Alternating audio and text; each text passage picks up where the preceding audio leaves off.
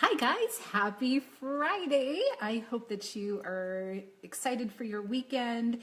And I just wanted to talk to you really quick about one of the biggest things that you can do that will start cleaning up your diet. And you can start on it today. And some of you may already do this, but this seems to be one of the biggest reasons for the obesity epidemic, as well as diabetes, heart disease, and all kinds of inflammatory conditions, and that is sweet drinks. And that is one area that, if even Dr. Weil talks about this, if we could get to where we're drinking less sweet drinks, how much of an impact that will make on our health.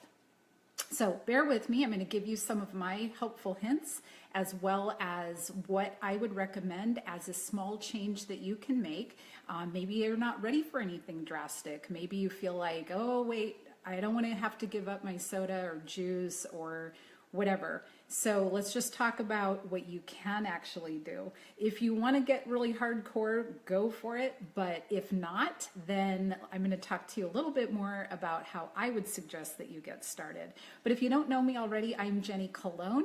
I'm the creator of On Fire Fit, also Booty Ballet. I'm a physician assistant for the last 20 years. And I am a happy mommy, wife, and I am actually right now recovering from major abdominal surgery. So I'm having a little extra time to be able to put together my Project Eat Clean that's going to come on February 27th that you are more than welcome to join me for. We're going to support charity through that program and also hopefully help you start to get better on track with your eating. And so today, though, I just wanted to share with you one of the things that seems to be kind of a stumbling block for a lot of people, and that is sugar. And sugar is so prevalent in everything that we eat and drink. But if you want to make one difference in your habits that will start to progress you towards being cleaner, let's start talking about your sweet drinks, okay? So sweet drinks are sodas and juices and sometimes alcohol. I mean, if you're drinking, mixed drinks and things like that. Red wine is allowed in small amounts and obviously not in huge quantities, but we're not going to talk about that. But I'm talking about sodas and juices and things like that.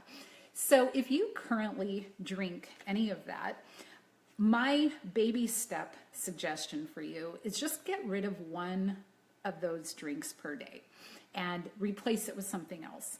If you are like hardcore, let's go, I'm ready, I want to really do this thing, then yeah, let's talk about eliminating all of that. And don't even worry about your food right now. Just start off with the beverages, because liquid calories and sugar in the form of sweet drinks is never going to be good for you.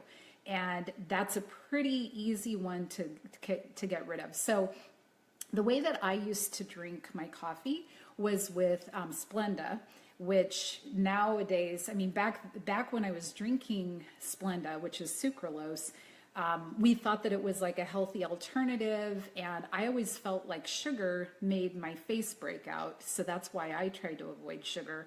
But we find that that is like not a healthy sugar at all. I try to avoid aspartame and sucralose and all the fake sugars. At this point in time, scientific research shows that stevia is okay. It is a plant. You can actually even grow it. I like the brand Sweet Leaf because it doesn't have a weird little bitter aftertaste, in my opinion. When I first tried stevia, I was like, oh, never mind. I would rather go without it altogether. But when I got that brand, I actually was kind of surprised. It didn't have that weird taste to it. So you can get it in a liquid form. I get it at Sprouts. I think Whole Foods has it. But they have it in all these different flavors, like coconut cream and chocolate and watermelon and strawberry and hazelnut and all these different flavors. As far as we know for medical research right now, stevia is safe and it doesn't spike blood sugars. And if you like the taste of it, it's a great way to kind of gradually get you out of the sugar mode. So what I will do is put a little bit of stevia in my coffee now instead of sucralose or, any of that junk. So one thing you can do is try to get away from, if you sweeten your coffee, try to switch over to that. If you're even more bold, green tea, it has so many antioxidants, so you can try adding green tea. I would suggest trying not to go with honey. Again, you're going to end up with more blood sugar issues, even with honey. There are certain types that are a little bit better for you than others, but if you're trying to get your taste buds used to not being so in need of higher and higher levels of sugar, I would suggest trying to stay away from it. And it's interesting. My family went on a sugar detox along with a program that I was running with a group of people. And for 2 weeks, you eliminate all sweeteners. So the only sugar you really have is in the form of fruit, and not fruit juice, and not even dried fruit, except for in very small amounts. And within about 3 or 4 days, my son, who, he's a pretty good eater, but we're like the average family where we eat, things that have added sugar all the time. And I try not to be too hardcore with them and stuff, but he really wanted to do this program. He wanted to see if he could do it for 2 weeks. And so we went for it. We looked at labels on our bread. We looked at, we didn't drink any juices. We didn't get any sauces that had sugar in it, and on and on.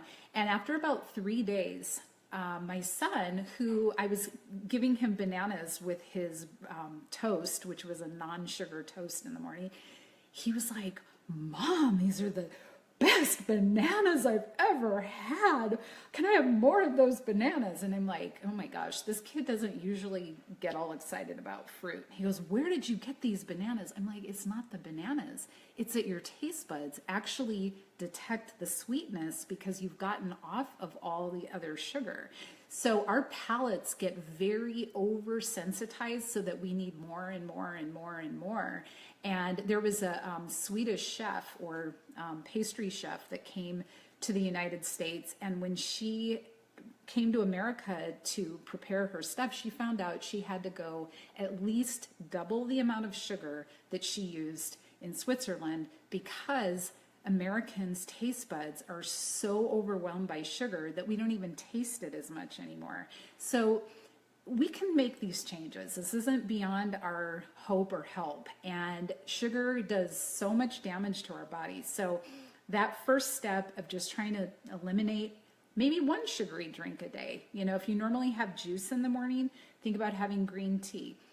If you tend to drink sodas all day, what I did to get off of soda, and I never really liked sugary regular Coke. I guess way back I used to drink Dr. Pepper growing up here and there, and I did like Mountain Dew, but when I really got to where I felt like sugar was always making my skin break out.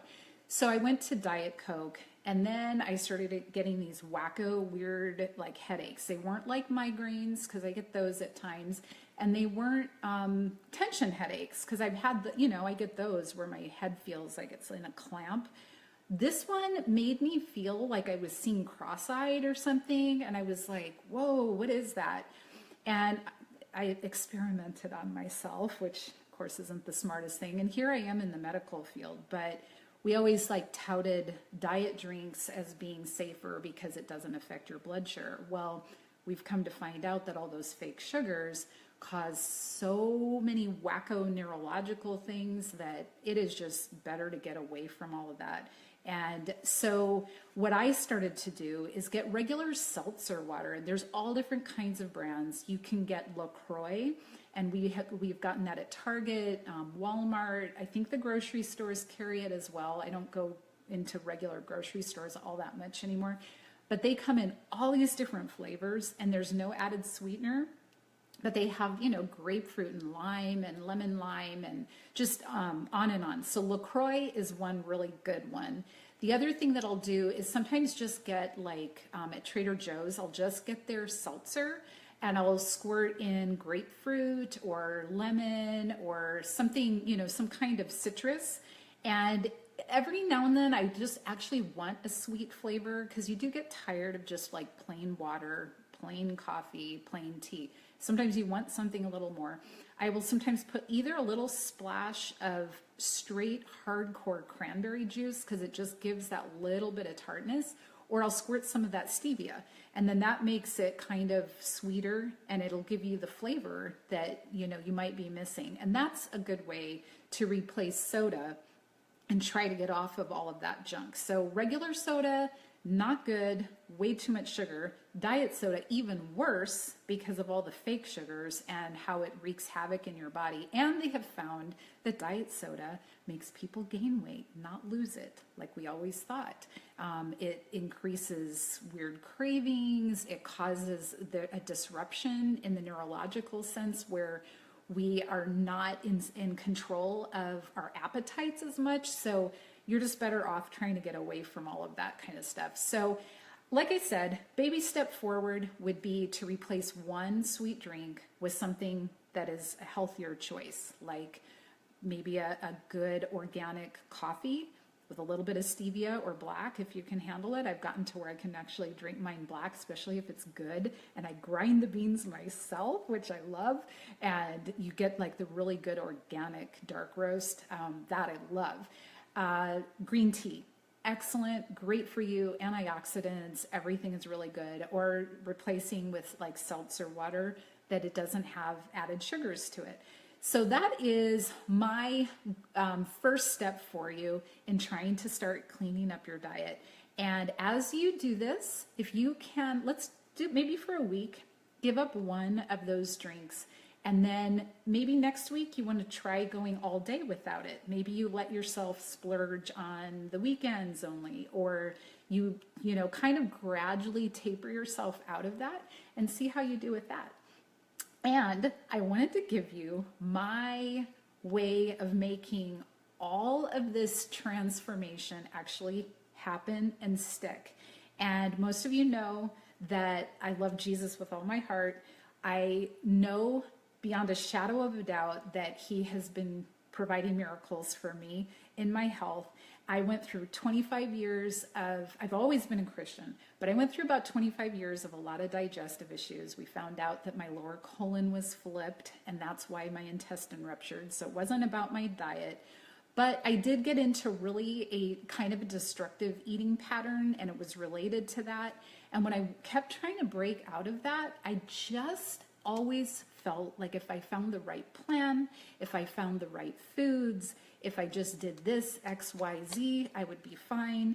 And it was very interesting to me that as I started to really ask God to give me the guidance, and I took the time to actually let down my guard and not think I know it all, and pour in his power that I already had in my life, and it was there, I just never tapped into it.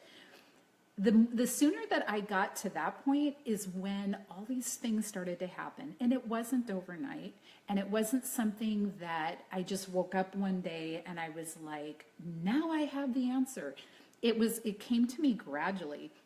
And I just have to share with you and I know this is not as practical as what I talked about with the sugar, but to me, this is where you bridge the gap between knowing what you need to do and actually doing it. And as long as I feel like, excuse me, frog in the throat, I meant to bring my water over and I didn't.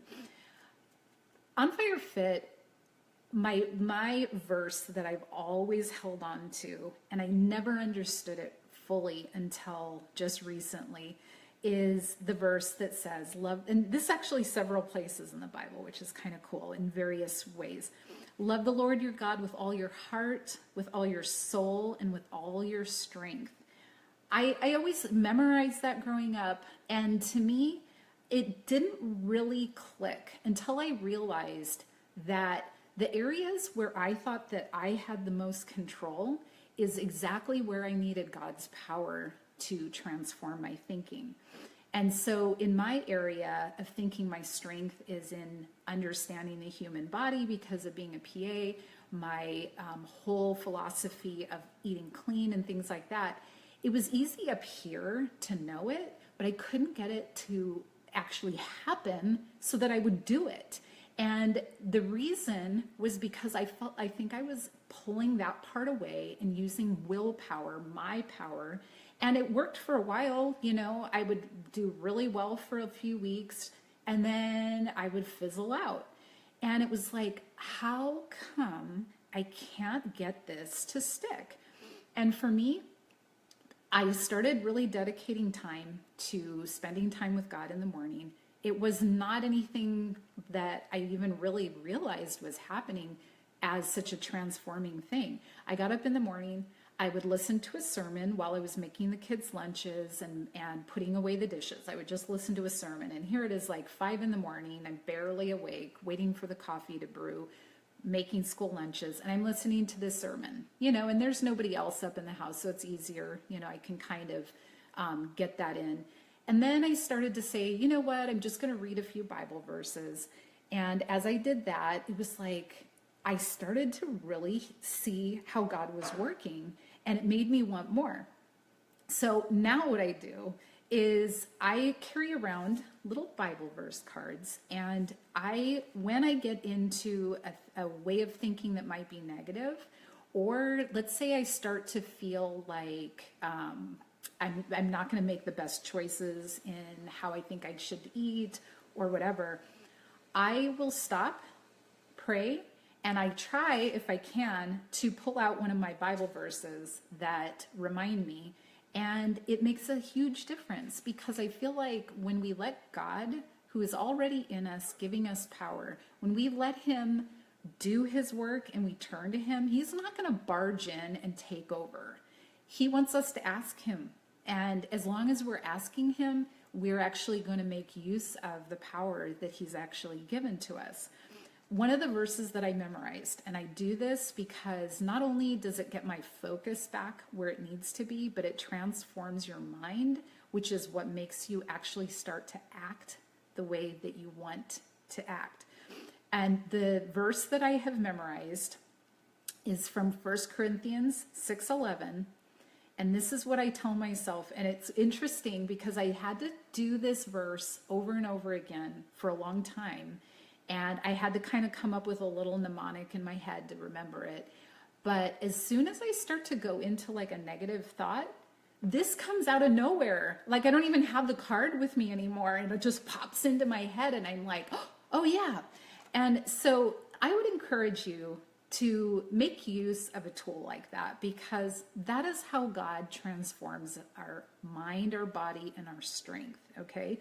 This verse, 1 Corinthians 6:11, and that is what you were. But you were washed, you were sanctified, you were justified by the name of the Lord Jesus Christ and by the Spirit of our God. And so I had to keep reminding myself I was washed, I was sanctified, I was justified. And that is what I was. But I'm not that anymore. I am who God has made me to be. He is transforming me. I don't have all the answers, but because he has done this work, I'm not that person anymore. And I think that's where Satan likes to get involved and discourage us, because we all can get excited and have willpower for anything in the beginning. That is not a superhuman trait. You know, we are all really good. Our neurochemicals in our brains actually help facilitate us to get excited and motivated to start something where we start improving ourselves. Where the problem comes in is when we continue to rely on ourselves, because these little neurochemicals kind of fade out, as they should, and the way that God designed us. So we are meant to have our power come from not just us, but the power source who gave us life. And so unless you're doing this, or your choice, whatever you do, journal, meditation, as I always say, I don't like to force my beliefs on anybody. So if you have a different way of dealing with that, then good for you. But for me, this is what's worked. This is what is a life transforming thing. And I get it wrong. I'm not perfect. I don't do it right every day, but I have gotten to the point where I don't have the same temptations that I used to have to give in to things. And when your mind is transformed and you continue to use tools that will help you, you will find that you're not every single second of the day going, oh, I just have to white knuckle it today. It's so hard. It's so amazing. It just transforms you moment by moment. So I hope that as you're taking that negative sweetness out of your life, you're adding some other sweetness to your life, and that will help transform you too. If you have any interest in joining me for Project Eat Clean, we're coming up on that in February 27th. It will be very practical. I'm going to just do a lot of videos on what are clean proteins to eat? How much should we eat? What are great carbs to eat? Do we have to give them up altogether? A lot of people don't eat carbs anymore. Is that healthy or not? How about oils, fats? Or should we, I grew up in that era of low fat everything. Is that healthy? Is that a good choice? How do we choose to do that? What are some day-to-day ways of handling our busy, crazy schedules and still getting to eat healthier and be clean in our eating? And this is going to be a journey. So some people that join this are going to be very gung-ho and hardcore, and I'm ready to lay down all those things that have been like grabbing onto me. And other people are like, you know what? I'm still going to have pizza night with my family, and I still want to have my glass of red wine, and we're just going to make the steps forward. For those of you that want to take the baby steps, awesome. If you want to go hardcore, awesome. So if you want to join me for any of that, I would love to have you. Just send me a message. It's going to be a pretty basic group. This one, I am just making a very minimum requirement, and that is so that I can help the charity, and that'll be just $30. If you want to use any tools that I suggest, that's great. That's a bonus, but just being a part of the group is going to be a blessing for all of us. So I hope that you will join us. And my sweet hubby just came in with coffee from Starbucks from the gym. Oh, he's so sweet. He doesn't even drink coffee. And here he is. Look it. He just came home. Special delivery. Special delivery from my sweetheart. My college co-ed. I'm very blessed. So this is my coffee that doesn't have sweetener in it. I've gotten to that point. Maybe a little stevia, we'll see. Sometimes Starbucks can be a little hardcore, so we'll see how that goes. But anyway, I hope that you guys have a great day. Please say comments, questions, let me know what you think. Have you tried any of the tips that I talked about, or any thoughts on trying to give up any of the things that we just talked about? Thanks so much. Have a great weekend.